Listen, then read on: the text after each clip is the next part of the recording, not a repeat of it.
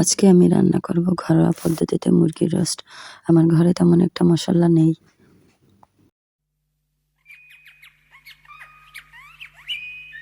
তারপরে চিকেনটাকে ম্যারিনেট করে রাখবেন গুঁড়ামরিচ দিয়ে, লেবুর রস দিয়ে, লবণ দিয়ে।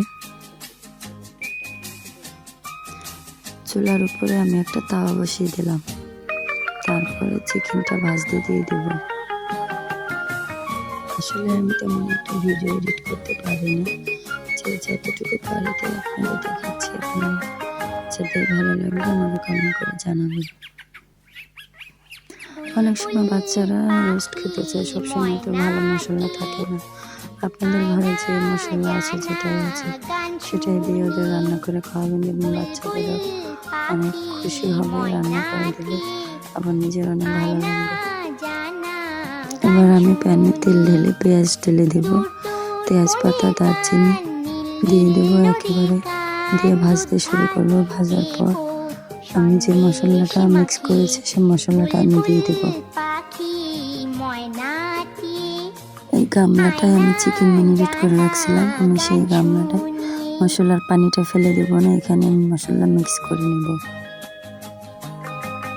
একটু একটু করে সব মশলা দিয়ে দেবো, দিয়ে হাতে মাখিয়ে নেব, নিয়ে তারপরে কষানোর জন্য ফ্রাই প্যানে ঢেলে দেব। এই মশলার পানিতে চিনিটা দিয়ে নেবেন।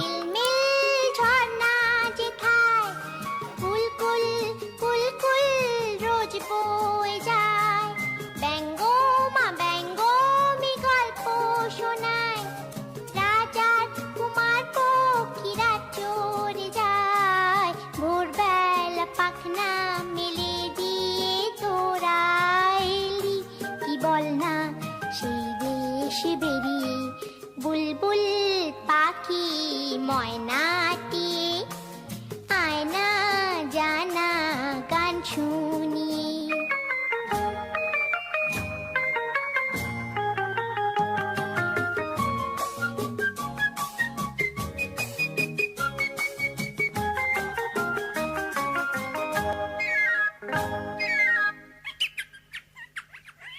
কোন গাছে কোথায় বাসা তোদের, ছোট্ট কি বাচ্চা আছে তোদের, দিবি কি আমায় দুটো তাদের, আদর করে আমি পুষবো তাদের, সোনার খাঁচায় রেখে ফল দেব খেতে, রাধে কৃষ্ণ গান দেব শিখিয়ে, বুলবুল পাখি ময়নাটি আয়না জানা গান শুনি।